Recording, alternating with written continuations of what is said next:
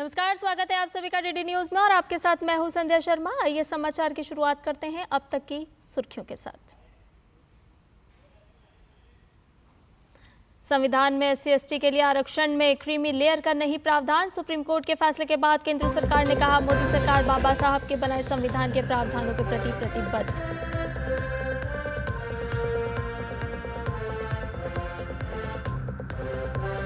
Cabinet ने प्रधानमंत्री आवास योजना शहरी 2.0 योजना को दी मंजूरी। योजना के तहत गरीब और मध्यम वर्गीय परिवारों के लिए बनाए जाएंगे 1 करोड़ घर। वित्त वर्ष 2024-25 से 2028-29 के दौरान प्रधानमंत्री आवास योजना ग्रामीण के कार्यान्वयन को मंजूरी दी।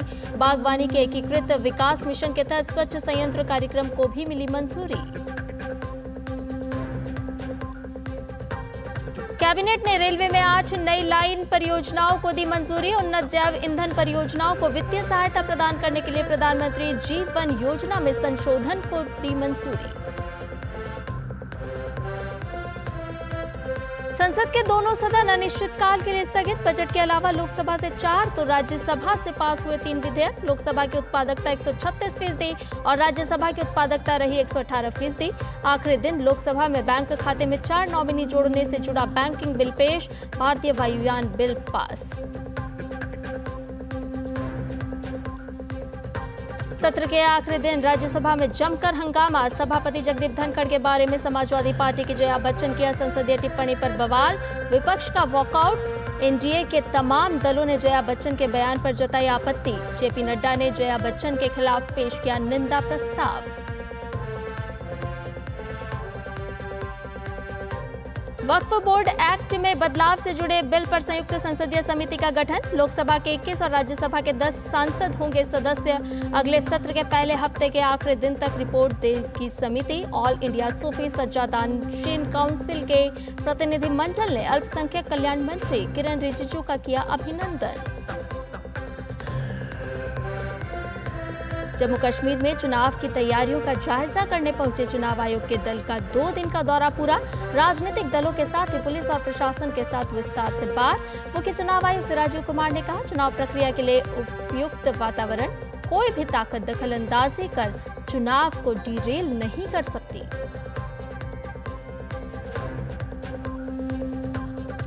केरल के वायनाड में राहत और पुनर्वास प्रयासों की समीक्षा के लिए प्रधानमंत्री नरेंद्र मोदी शनिवार को करेंगे दौरा। कन्नौर, वायनाड और अन्य भूस्खलन प्रभावित क्षेत्रों में जाकर लेंगे राहत कार्यों की जानकारी। राहत शिविर और अस्पताल में भूस्खलन पीड़ितों से करेंगे मुलाकात। केंद्र सरकार ने भारत बांग्लादेश सीमा पर मौजूदा स्थिति की निगरानी के लिए एक समिति का किया गठन। केंद्रीय गृह मंत्री अमित शाह ने कहा, पूर्वी कमान के एडीजी, सीमा सुरक्षा बल भारतीय नागरिकों, हिंदुओं और अन्य अल्पसंख्यक समुदायों की सुरक्षा सुनिश्चित करने के लिए बनी इस समिति की संभालेंगे कमान। देश में आज से शुरू हुआ हर घर तिरंगा अभियान। प्रधानमंत्री नरेंद्र मोदी ने अपने सोशल मीडिया अकाउंट एक्स की डीपी पर तिरंगा लगाकर की अभियान की शुरुआत। लोगों से हरघरतिरंगा.com पर सेल्फी अपलोड कर अभियान से जुड़ने की अपील।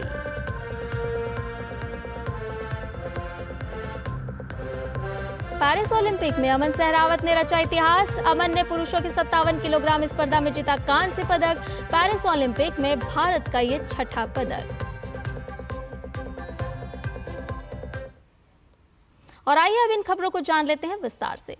केंद्रीय मंत्री अश्विनी वैष्णव ने कैबिनेट बैठक के दौरान लिए गए निर्णयों के बारे में जानकारी दी। अश्विनी वैष्णव ने कहा कि केंद्रीय मंत्रिमंडल ने डॉक्टर BR अम्बेडकर द्वारा स्थापित संवैधानिक प्रावधानों को कायम रखा है। उन्होंने बताया कि संविधान के अनुसार अनुसूचित जाति यानी कि SC और अनुसूचित जनजाति यानी कि ST श्रेणियों के भीतर क्रीमी लेयर का कोई प्रावधान नहीं है।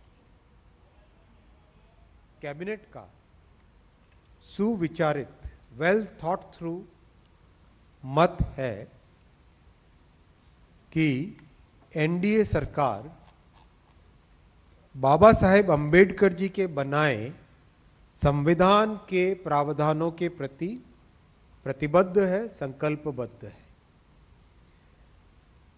बाबा साहेब अंबेडकर जी के संविधान के अनुसार SC और ST के रिजर्वेशन में क्रीमी लेयर का कोई प्रावधान नहीं है। कैबिनेट का सुविचारित मत है, वेल थॉट थ्रू डिसीजन है कि बाबा साहेब अंबेडकर के संविधान के अनुसार ही एससी और एसटी का रिजर्वेशन की व्यवस्था होनी चाहिए। केंद्रीय रेल मंत्री अश्विनी वैष्णव ने बताया कि पीएम मोदी ने 8 बड़े रेलवे प्रोजेक्ट्स को मंजूरी दी है। इन 8 बड़ी रेल परियोजनाओं से आकांक्षी जिले, आदिवासी बहुल क्षेत्र को विकास का मौका मिलेगा। इनमें से 3 परियोजनाएं ओडिशा के दक्षिणी और पश्चिमी हिस्से की हैं। 8 बड़े रेलवे प्रोजेक्ट्स आज कैबिनेट में प्रधानमंत्री जी ने अप्रूव किए। इन 8 बड़े रेलवे प्रोजेक्ट्स से एस्पिरेशनल डिस्ट्रिक्ट्स, ट्राइबल बहुल क्षेत्र, आदिवासी बहुल क्षेत्र, इन सब को एक बहुत बड़ा डेवलपमेंट का माध्यम मिलेगा। इन 8 प्रोजेक्ट से 143 million ton cargo rail mode पे आएगा। उससे total 767 crore kilograms of carbon dioxide emissions बचेंगे। 8 प्रोजेक्ट करना is equivalent to planting 30 crore trees. केंद्रीय मंत्री अश्विनी वैष्णव ने कहा कि पिछले 10 साल में 4 करोड़ घर प्रधानमंत्री आवास योजना के तहत देश भर में बने, जिससे एक बहुत बड़ा सामाजिक परिवर्तन आया। उन्होंने बताया कि 3 करोड़ नए घर के लिए बजट में 3,60,137 करोड़ रुपए का प्रावधान किया गया है। 2 करोड़ घर ग्रामीण इलाकों में और 1 करोड़ घर शहरी इलाकों में बनेंगे। पहले 10 वर्षों में 4 करोड़ घर प्रधानमंत्री आवास योजना के तहत पूरे देश भर में एक बहुत बड़ा सोशल ट्रांसफॉर्मेशन इससे आया है। इसी कड़ी में 3 करोड़ नए घर बनाने का फैसला लिया गया, जिसमें 3,60,000 करोड़ 3,60,000 करोड़ रुपीस का टोटल बजटरी प्रोविजन रहेगा। 2 करोड़ घर रूरल एरियाज में रहेंगे और 1 करोड़ घर अर्बन एरियाज में रहेंगे। केंद्रीय मंत्री अश्विनी वैष्णव ने बताया कि कैबिनेट ने एकीकृत बागवानी विकास मिशन के तहत स्वच्छ संयंत्र कार्यक्रम को मंजूरी दी। देश में बागवानी क्षेत्र में क्रांतिकारी बदलाव लाने के लिए महत्वाकांक्षी स्वच्छ संयंत्र कार्यक्रम को मंजूरी दी गई है। किसानों की इनकम को बढ़ाने के लिए एक बहुत बड़ा फैसला लिया गया है, वो है क्लीन क्रॉप प्रोग्राम। इसमें क्लीन प्लांट प्रोग्राम 9 इंस्टीट्यूशंस को क्लीन प्लांट सेंटर्स के रूप में विकसित किया जाएगा और 75 नर्सरीज जो कि क्लीन मदर प्लांटिंग मटेरियल के रेप्लिकेशन के लिए तैयार की जाएगी। इस प्रोग्राम के बाद में प्रोडक्टिविटी में और क्वालिटी में बहुत बड़ा इंप्रूवमेंट आएगा। आपको ये जानकर आश्चर्य होगा कि हॉर्टिकल्चर के प्रोडक्ट्स का एक्सपोर्ट गत 10 वर्षों में बढ़ के करीब 50,000 करोड़ रुपए से ज्यादा का हो चुका है।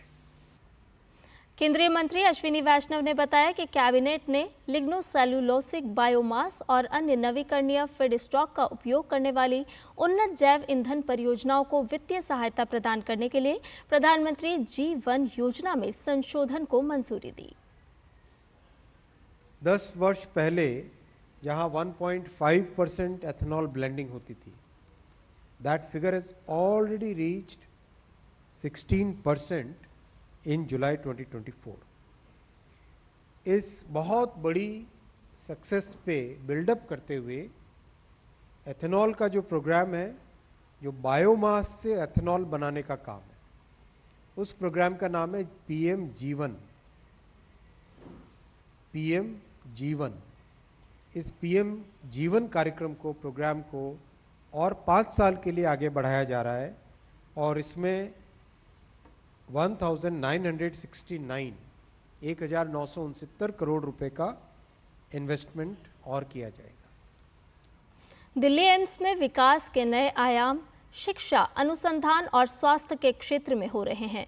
उन्नत तकनीक और नवाचार के माध्यम से शिक्षा की गुणवत्ता में सुधार, अनुसंधान में तेजी और स्वास्थ्य सेवाओं की पहुंच भी बढ़ रही है। कौन कौन सी नई सुविधाएं एम्स में बढ़ाई गई हैं, देखिए डीडी न्यूज़ की संवाददाता डॉक्टर सुयश शर्मा की इस रिपोर्ट में। एम्स यानी कि all India institute of medical science अच्छी और निशुल्क चिकित्सा के लिए पूरी दुनिया में अपनी एक अलग पहचान रखता है। जी हाँ, हम बात कर रहे हैं दिल्ली एम्स की। इस संस्थान में चिकित्सा, रोगियों के परिजनों को बेहतर सुविधा देने के लिए नए नए रिसर्च को जोड़ने यानी कि विकास का एक नया मॉडल तैयार करने के लिए एम्स के निदेशक डॉक्टर एम श्रीनिवास ने कई अहम कदम उठाए हैं, जो कि सभी चिकित्सा संस्थानों के लिए एक बड़ा संदेश है। बच्चों के जन्म लेने की बात हो या समाज में पूजे जाने वाले बुजुर्ग के इलाज की, हाँ ये सच है कि शरीर ही सभी कार्यों को करने का साधन है। शरीर का स्वस्थ होना जरूरी है, क्योंकि सभी प्रकार के प्रयास के लिए भी शरीर ही एक बहुमूल्य साधन है। इसीलिए स्लोगन भी एम्स का यही है, शरीर माध्यम खलु धर्म साधनम। वर्तमान में एम्स में मरीजों की सुविधाओं को लेकर कई सुधार किए जा रहे हैं।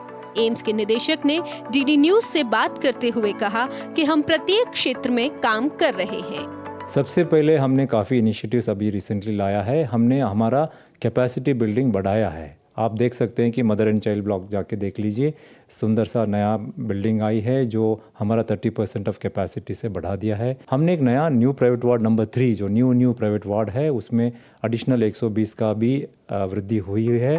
अस्पताल में आने पर मरीज तो डॉक्टर के पास चले जाते हैं, लेकिन समस्या तो उनके परिजनों को होती है, वो कहाँ जाएं और कहाँ बैठें।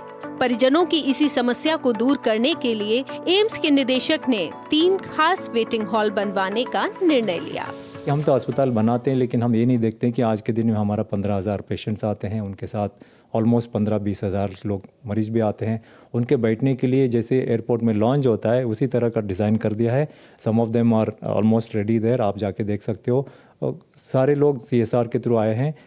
एक जगह पर है, ऑलमोस्ट 5 से 6 जगह पर हमने जो लॉन्जेस ला रहे हैं उसमें से पेशेंट्स 500 से 1000 पेशेंट बैठ सकते हैं। वो डायनामिक होगा, जैसे वो बैठेंगे उनका अपना टाइम आ जाएगा, बसेस उनको उस समय उस जगह पर ले जाएंगे जहाँ पर OPD होती है, तो ताकि वो आराम से वहाँ से जा सकते हैं। हमने कैजुअल्टी को सारा कैजुअल्टी बनाया है और पार्किंग फैसिलिटी बढ़ाया। वहीं डॉक्टर रीमा डाडा ने बताया कि मरीजों को जांच करवाने के लिए अलग अलग डिपार्टमेंट में जाना पड़ता था, लेकिन अब उन्हें ये सुविधा एक ही स्थान पर मिलेगी। कई स्टेप्स उठाए हैं हमारे डायरेक्टर डॉक्टर एम श्रीनिवास ने, जिससे मरीजों और उनके जो तीमारदार जो केयर टेकर साथ आते हैं उनके लिए कई सुविधाएं करी हैं। जो सेंट्रल हमारा स्मार्ट लैब है उसकी फैसिलिटीज़ का टाइम बढ़ा दिया है। टाइमिंग 8:30 से 6:30 हैं, तो वो उसी दिन अपने टेस्ट के लिए जा सकते हैं और सैंपल कलेक्ट करा सकते हैं। एक सेंट्रलाइज कलेक्शन सेंटर बना दिया है और हमारा स्टाफ इनको अलग अलग लैब्स में लेके जाता है। 200 एकड़ में बने एम्स में एक विभाग से दूसरे विभाग तक जाने के लिए मरीजों और उनके परिजनों को होने वाली असुविधा को देखते हुए एम्स के निदेशक डॉक्टर एम श्रीनिवास ने परिक्रमा सेवा में बस बढ़ाने का निर्णय लिया।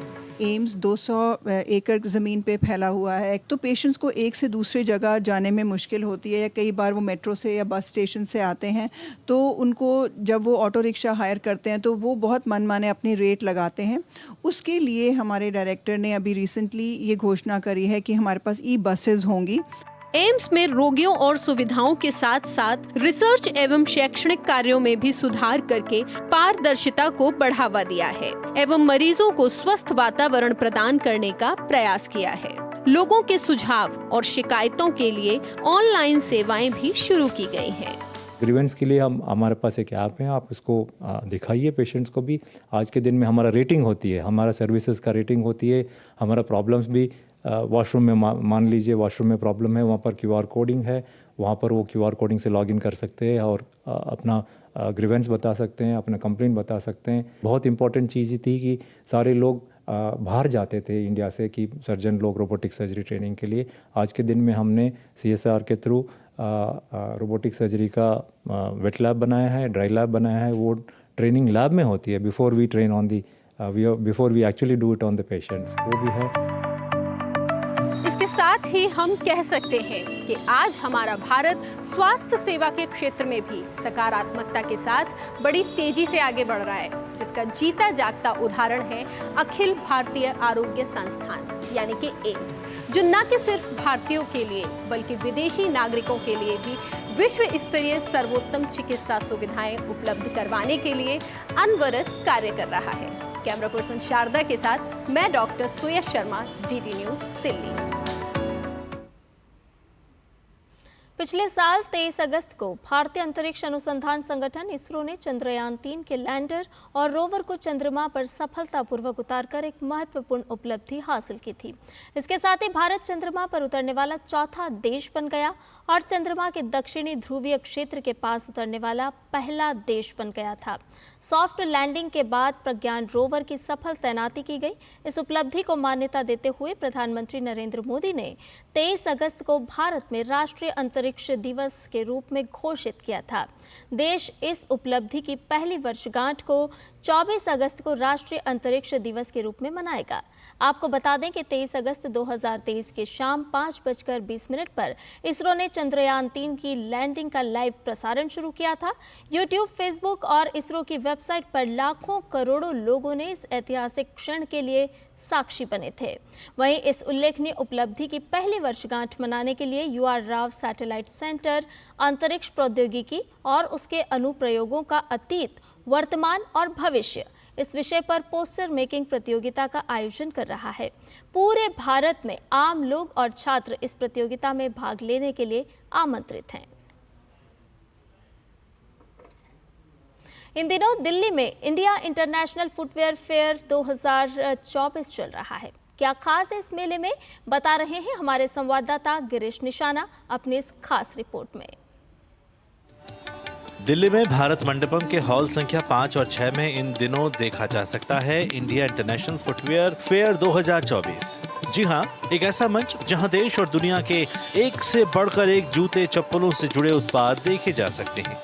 कैसे इन्हें बनाया जाता है, कैसे होते ही हैं इनकी पेस्टिंग और कैसे किया जाता है इनका डिजाइन तैयार, यह तमाम जानकारियों को मेले के माध्यम से दिखाया जा सकता है।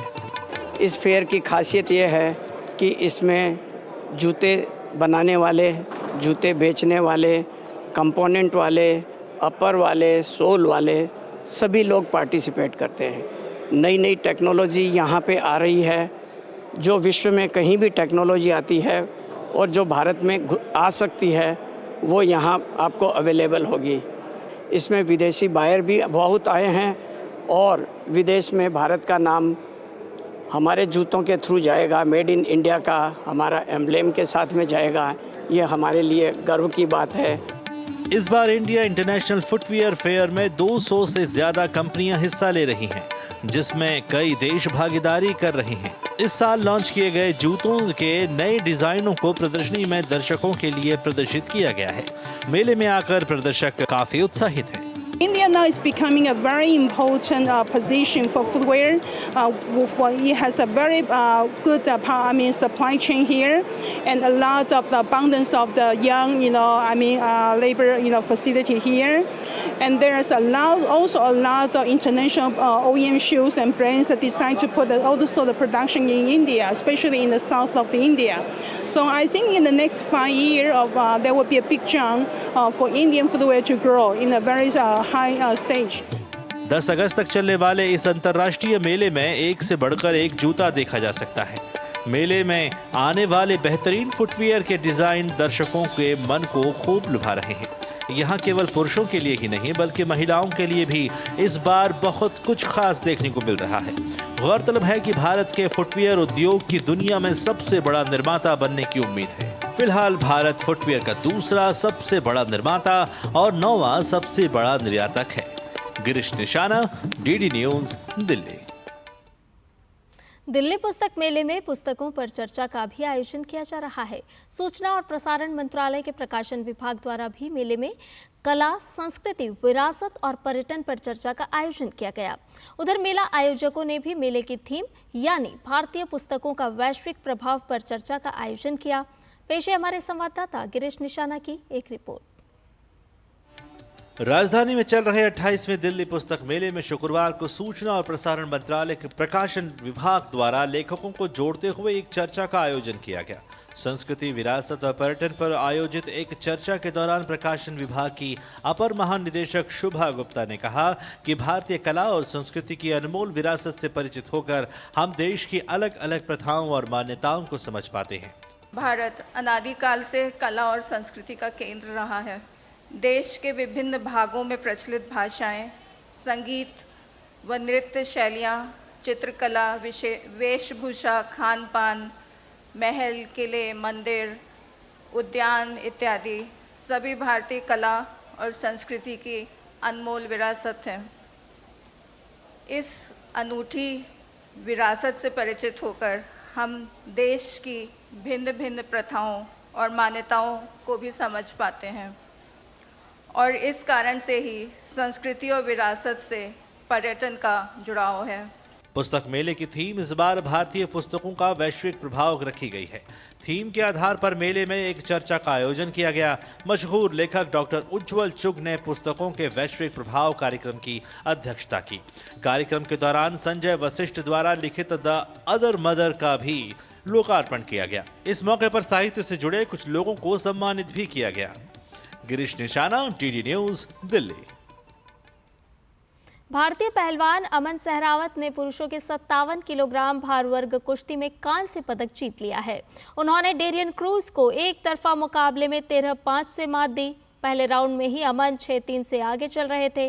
दूसरे राउंड में अमन ने इस बढ़त को और आगे बढ़ाया और क्रूज को कोई मौका नहीं दिया। इस तरह अमन सहरावत ने जीत हासिल की। अमन सहरावत ने अपने पहले ही ओलंपिक में पदक जीतने का कारनामा कर दिखाया है। पेरिस ओलंपिक में यह भारत का 6ठा पदक है। भारत ने पेरिस ओलंपिक में अब तक 1 रजत और 5 कांस्य पदक जीते हैं। वहीं अमन सहरावत ओलंपिक में पदक जीतने वाले 7वें पहलवान हैं।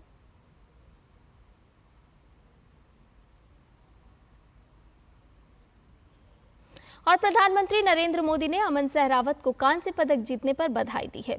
उन्होंने सोशल मीडिया प्लेटफॉर्म एक्स पर लिखा, हमें और गर्व कराने के लिए हमारे पहलवानों का धन्यवाद। पेरिस ओलंपिक में पुरुषों की फ्रीस्टाइल 57 किलोग्राम में कांस्य पदक जीतने के लिए अमन सहरावत को बधाई। उनकी लगन और दृढ़ता साफ तौर पर दिखाई देती है। पूरा देश इस अद्भुत उपलब्धि का जश्न मना रहा है।